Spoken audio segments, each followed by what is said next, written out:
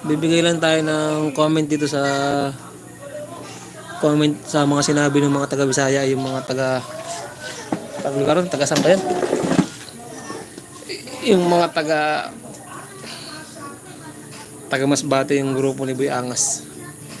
Masyado nilang minamalit itong mga taga Luzon eh. Kasi mga daw to sila yung mga nakalaban nila, tawag nito, nakalaban nila Boy Ungas, Boy Bagsik, ni Jason Casimiro, sa kasi yung tatlo, bali lahat, tinalo lahat yung mga taga Luzon. ah si Boy Angas, wag mo naman lahatin yung mga taga Luzon na mahihina. Hindi naman lahat ng taga Luzon mahihina sa pagdating sa boxing. Meron din namang meron din namang malalakas. Natapat lang talaga na yung laban ay pabor sa mga Bisaya. Tulad ito ni Boy Oragon.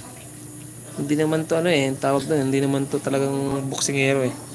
Parang lang to, yung formal lang to eh. Malaki nga pero walang stamina, walang practice. Hindi marunong sumuntok.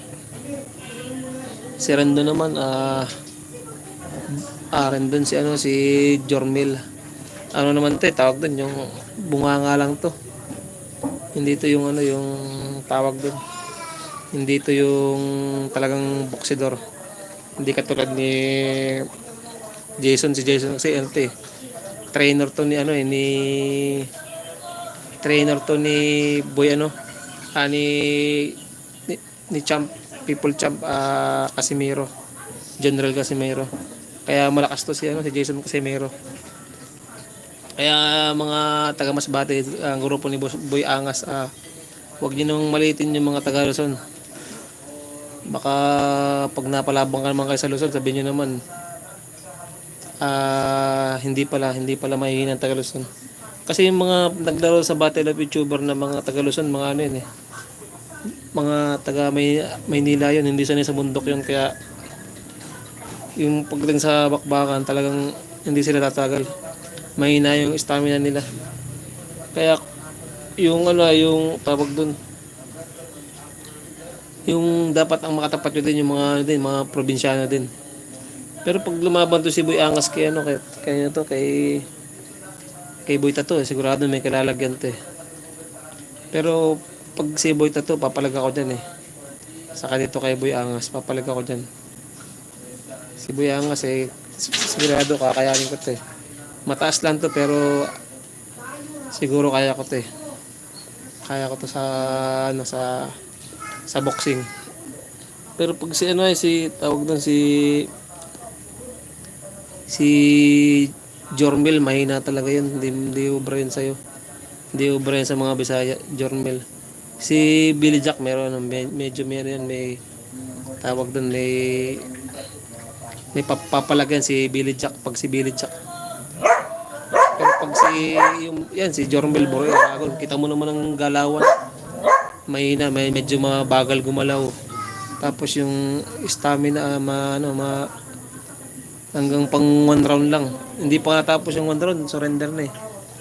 Hindi katulad ni Billy Jack, medyo tumagal sa laban. Medyo nalasing pero lumaban naman ng bakbakan hanggang sa sumurrender siya.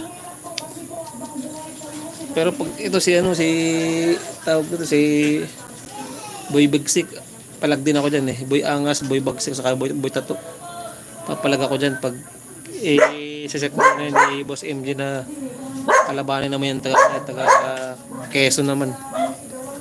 Pero pag itatapat mo yan yung grupo ni Boy Angas sa grupo ni Boy Ungas, sigurado mahihirapan tong mga taga Masbate na to eh. Malakas taga to si Boy Ungas. Kita ko naman sa galawan ni Boy Ungas, malakas si Boy Ungas. Tapos si Boy Bagsik, malakas din, stamina, maganda stamina. Malakas, mabilis din. Pero pag bibigyan tayo ng pagkakataon ni Boss MJ kalabahan itong mga taga Bisaya to, papalagan ko to eh. Pwede ako kay Boy Tattoo, papapalagan ko kay Boy Tattoo. Meron din naman akong muscle cut ka paano. Ayan. Papalag din tayo, medyo mataba lang, medyo lumaki ang tiyan kaya, pero papalag tayo sa mga Bisaya nila. Lalo sa grupo to ni Boy Angas, yung mga sasabing kinakatakutan daw sa kanila yung kinakatakutan daw sa kanila yung grupo niya, yung mga street fighter ng Masbate na nag-upload sila ng video na puro boxing. Ako hindi sa wala akong upload ng boxing ako, pero marunong magboxing. Pero paghahamulin ako nung grupo ni Boy Angas, kasi napanood ko yung video nila masyado nilang minamali itong mga taga Luzon Sabi ko nga, hindi naman siguro lahat ng taga Luzon mahina pagdating sa boxing. Meron din siguro na hindi lang sikat, wala lang YouTube channel, pero mga galing lumaro na magaling magboxing. Kaya Boy Angas, bro, wag mo naman lahat na na mahihina kaming taga Luzon, mahihina kaming mga taga Luzon. Pero kung bibigyan ng pagkakataon, ikaw saka ako, pwede kakabata ko sa iyo sa ring. Kahit hindi sa Battle of YouTuber, kahit sa ordinaryong ring lang. Lalaban ako sa iyo ng boxing. Kahit wala tayong practice, pero siguro mabibigyan ng mga kita ng magandang laban. Kaya huwag niyo sasabihin na yung mga taga Luzon mahihina. Kasi yung katulad niyo, mga Bisaya, mga galing nga kayo, malalakas. Pero saan ba kayo dumadayo para sumikat? Di siyempre sa Luzon. Kaya nasasabi ng mga tawag ng mga taga Manila boy na ang mga sikat talaga nasa Manila. Kasi nga nasa kayo mga taga probinsya, pupunta kayo ng Maynila, doon kayo maglalaban. Kaya nasasabi nila siguro na nasa Maynila yung mga malalakas, mga galing basketball. So kaya sa boxing nasa Maynila, kasi doon ang sentro ng ng labanan Katulad ng Battle of YouTuber, ayan. Sa Maynila yung ginaganap. Yun. Kaya tabag doon kaya nasasabi nila na nasa Manila talaga yung mga malalakas at mga galing. Kaya yung sinasabi mo Boy Angas na mahihina ang mga taga Luzon, nagkakamali ka. Walang mahina, tsetsempuhan lang talaga na pumabor lang sa inyo, sa inyong mga Bisaya yung laban. Pero pag ito si Boy Angas, pag nakalaro to sa Battle of YouTuber, tingnan natin kung anong ibubuga nito sa Battle of YouTuber pag nakasali. Pero sa palagi ko, pag nakatapat to ni Boy Tattoo, o ni Boy Bagsik, Boy Angas, hihirapin to. Yung galawan nito parang mas magaling pag gumalaw dito si Boy Tapang Pero pag ako hamon ito ni Boy Angas, pag ako makakatapat ito sa ring, mahihirapan din sa akin ito, sigurado. Pero bibigyan ko ito ng magandang laban.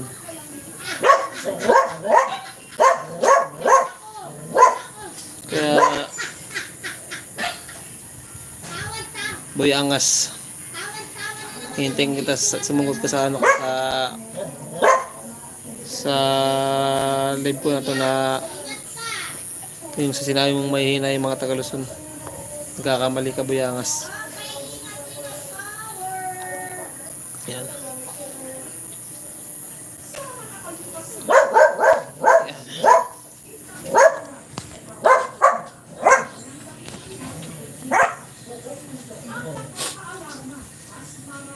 Yan, nakukulot yung buko sa Boy Angas. Yan.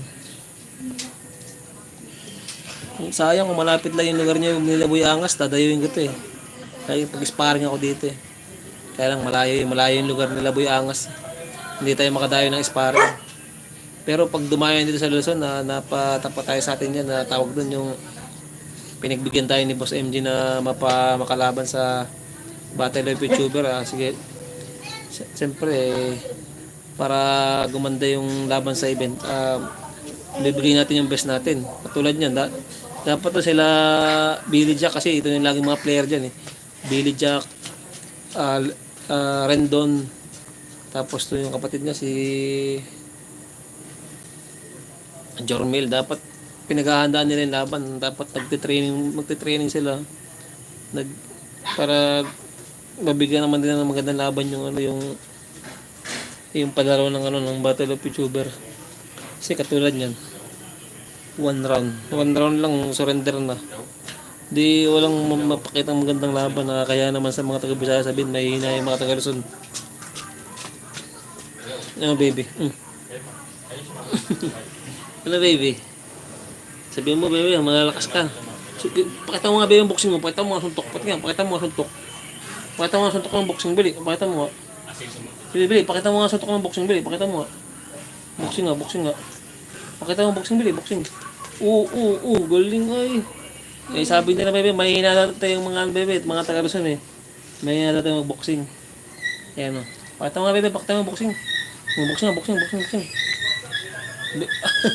Pakita mo boxing. Aba, lakas ng boxing ah. Galing ng bebe. Ayan. Ayan bebe. Di, tapon yan bebe, dirty yan. Yan. Tapon yan, dirty. Tapon natin sila, si Boy Angas. Yan. Nakakulit yung buhok sa Boy Angas. Saka yung mga kasama mo, mukha namang hindi rin marunong mag-boxing yung mga kasama mo. Hindi naman malalakas. Hindi katulad yung grupo nito, talagang maritikas yun, mga grupo ni Boy Angas, yung mga tropa niya. Lalo yung mga naging ka-sparring, lalo si Boy Tato, para makakas sa katawan. Pero kapalag tayo dyan. Yan. Bye-bye! Bye-bye. Alis na baby. Pakita mo nga baby, yung boxing mo baby. Pakita mo nga baby. Pakita yung boxing mo. Yan, sige. Lakas. Pakita mo yung boxing mo. Galing. Tapon na yung plastic dart yan, tapon eh. Ay, dirty yan, tapon eh. Tapon mo sa basura na, tapon mo.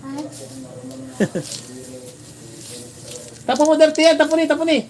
Shh. Tapon mo. Tapon mo. Tapon bili. Kush. Tabi.